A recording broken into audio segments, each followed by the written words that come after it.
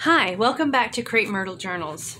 I wanted to do a show and tell of my first journal and show you some miniatures and a couple more tips. This journal was made more than 3 years ago, and it was my very first journal, so it's kind of rough, but it's made with a lot of recycled things. It has 3 signatures, cardboard cover, fabric from someone's old curtain. I think they had made them, and then we're getting rid of the fabric. A little fabric string flower, like a little piece of fabric that I twisted to make a flower. And it is very full. It's the only journal I've ever written in, but I cataloged a whole year in this. And it was a lot of fun. And I haven't done it since, and I'm not much of a journaler. But because I was living in a foreign country in Honduras, it was really a neat thing to do in my last year in Honduras. I lived there 7 years, but this was the last year there. So it has a lot of memories, and I thought I'd do a show and tell of some certain pages to show you and then tie those into some of the miniature examples. So this is just a hole punch and ribbon closure, and you can see along the edge here are some, I don't know if you can see that those are little bird feet. Those are little bird feet from a handmade stamp using art foam and cardboard. And the only trouble with making handmade stamps out of cardboard and art foam is that your homemade stamps kind of look like trash. And I've been searching for this homemade stamp, which is put on a piece of cardboard like this, and I can't find it anywhere. And I think I have thrown it away. So today I made another one. It's just 2 pieces of foam stuck, cut out into the shape of bird feet and stuck down onto cardboard. So this becomes your rubber stamp. You can just press it like that to make, and I just put these feet along the side. Where I was living in Honduras, I didn't have access to craft stores the way I do here in the States. So I just kind of made things, and I was helping kids pass time in COVID, so I helped them make things with the things that we had around us. We were in a very rural setting, not much access or even funds for craft tools, so we just made do, and we had a lot of fun doing that. So here's an example here of me pressing that stamp to make some bird's feet. So my birdie feet along the edge, and then I'll just go to certain pages. This is the very first page. One of the ideas I had was this art of German cutting out of paper. This white piece is a piece of paper that's been folded and then cut. But it's called Scherenschnitte, and I think it's a German art form. And so that's the first page. I think every signature has a Scherenschnitte that I tried to make using tutorials online. This is the very first page. And I wrote my first junk journal, Spring 2020. And here's some more of the little birdie feet going across the page. The next page is, it's a lot of junk, of course, because I was saving bits of my life, but I followed a couple of tutorials from G. Kerr where she was making origami hearts, and they were miniature, and I thought they were so cute. And it made me want to live my 4th grade year of school when a favorite teacher taught us how to make these flapping winged cranes. And that's really the only origami that I have kept in my mind for the last 45 years. With that, by memory, I knew how to make that. So I tucked one in there. I showed all the kids that I was working with how to do that too. But just a bunch of stuff from everyday life. The kids that I was working with, they would bring me things from school and tell me, oh, I have something for your junk journal. And they just meant packaging. So one of them brought me this packaging. One little girl, she was little at the time. She's not little now. She's grown. But she told me a wonderful joke. And I wrote here in Spanish, un chiste de Daisy, a joke from Daisy. It says, what do you call a man with a rubber toe? And this is in Honduras. And she thought this was hilarious. And I did too. And the answer is Roberto. And I just thought that was hilarious. And I've told her that I'll never forget that joke. So that's one page using little miniatures from origami. The next page is, I think I was trying to show that I made stencils out of paper on my own. And maybe it's under here.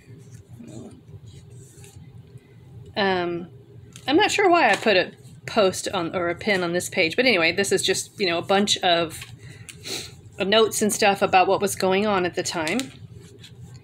And then Oh, here's a miniature example of a teacup And I have made these over and over and over. I just made one stencil and I kept trimming it until I got it exactly the way I liked it. Then I just trace it onto, this is the back of a greeting card, which I just like that color. I would trace my stencil onto whatever paper I want to make the teacup out of. In this case, I use some music paper, and I use my own rubber stamp, foam stamp, to make some leaves, and just made some green swirls to go with the leaves. Cut it out, put a little bit of like thin green tissue or bluish green tissue on the back, more leaves, and kind of some shading to look like there was tea in the cup. And then you can either glue it onto the page as a decoration. I've left it open before so it can be a pocket, or it can be a journaling card that can be pulled out of a pocket. Another example is we were learning how to watercolor, the kids and I, so we could pass time. So I turned some of the watercolors into top flaps. And this is a miniature dress. I learned this from G. Kerr, some of her origami ideas.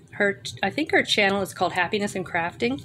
So I made a list of my wish list on the back and then aged the dress to make it look old and used it as a journaling card.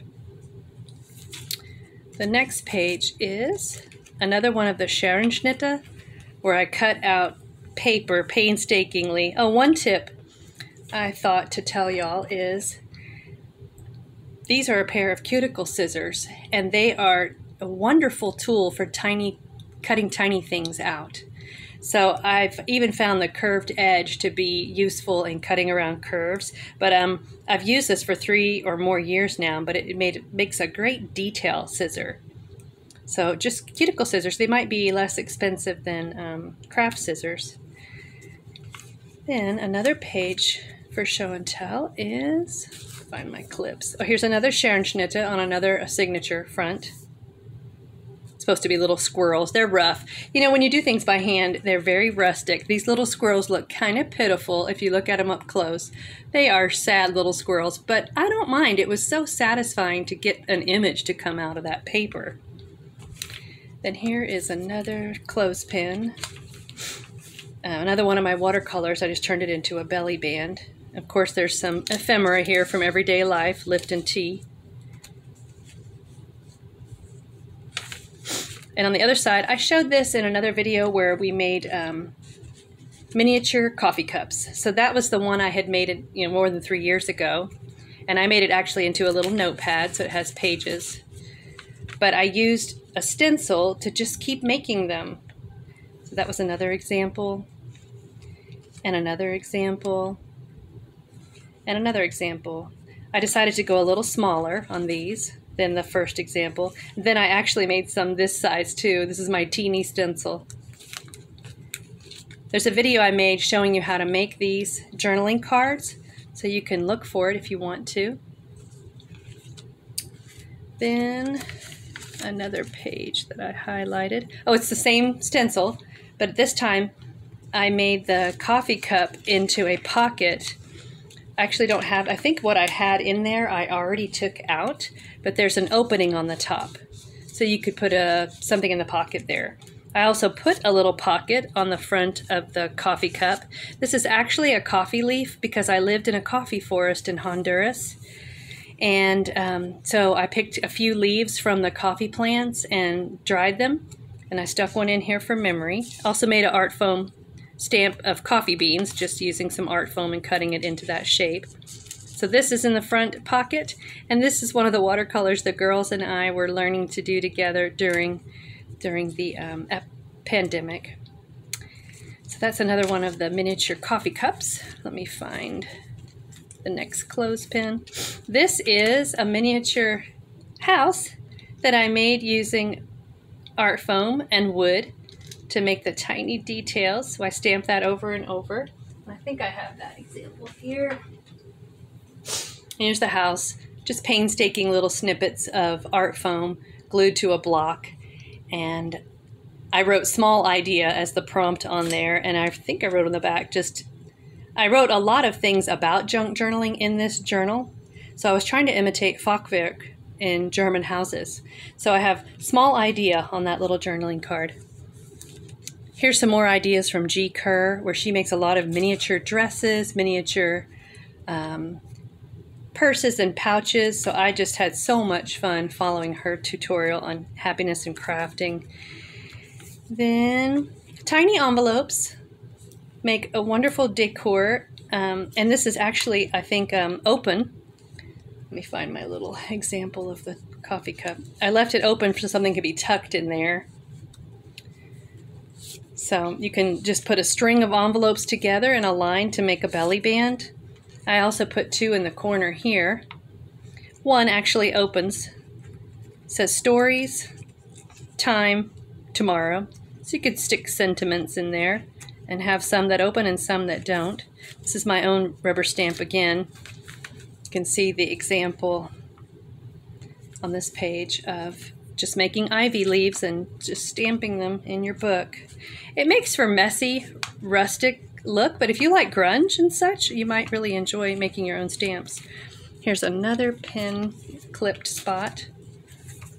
This is, I wrote here, whenever I see an idea in a magazine or online, I try to recreate it and teach the kids how to too. Today I made this stencil of this heart and key. It was on a Valentine, I think.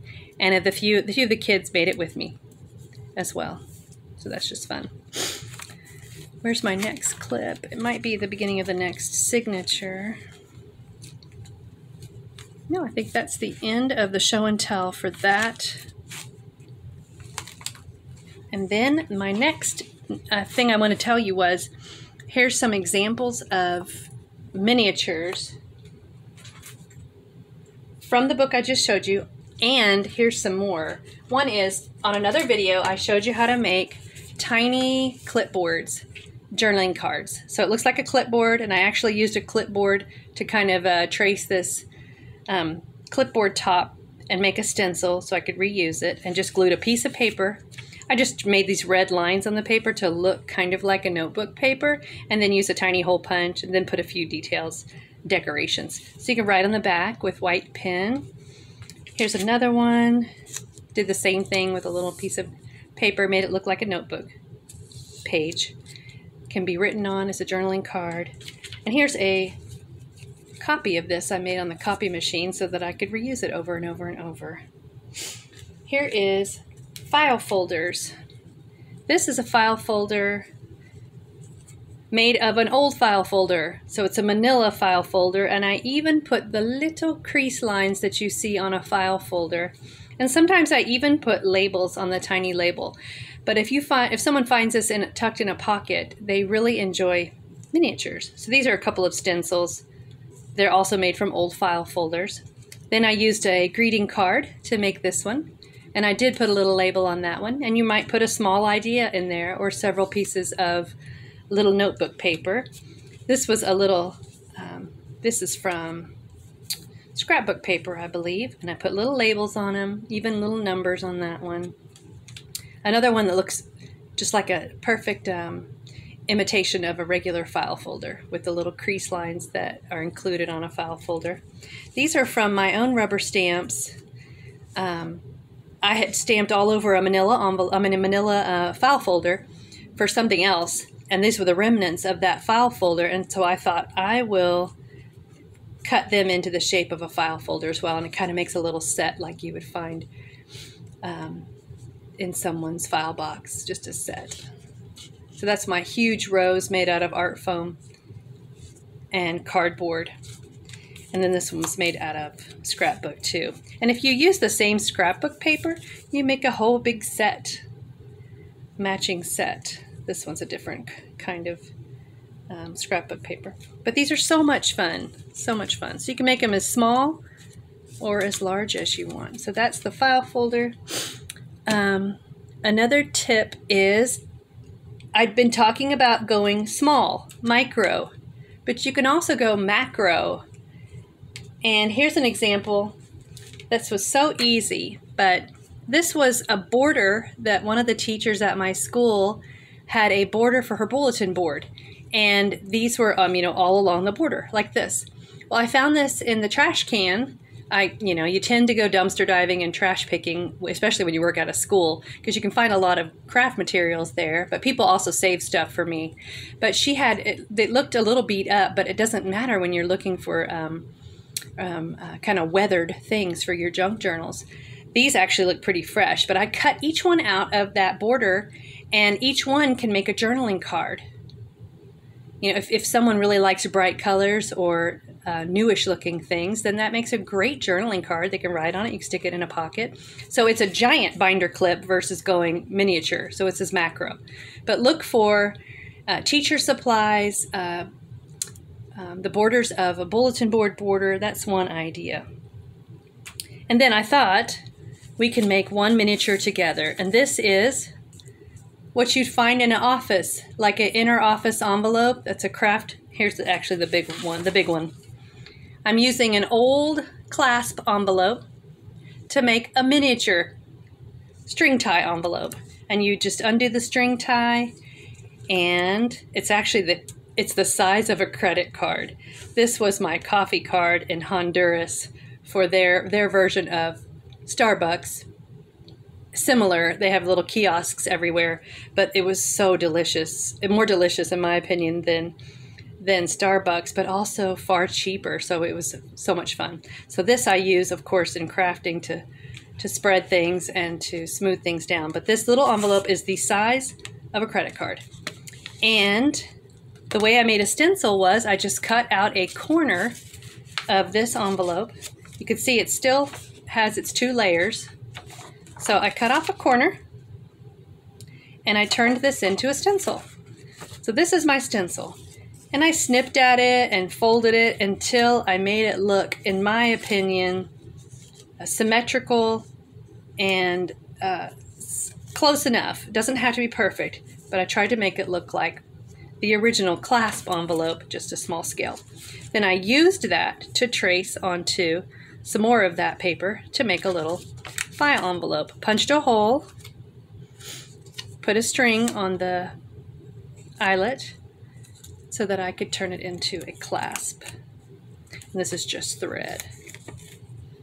So it looks, in my opinion, it looks real, as much like the original as I could make it. So I thought I'd make one with you real quick. Old file folder, craft folder. And I'm just going to trace it. Let's use the stencil that I made and trace it onto. If this gets cut off, I'll just let it be done. If this video gets cut off, sometimes I run out of memory.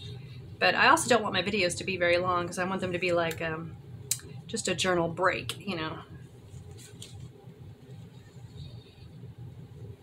And trace your own stencil and then cut this out.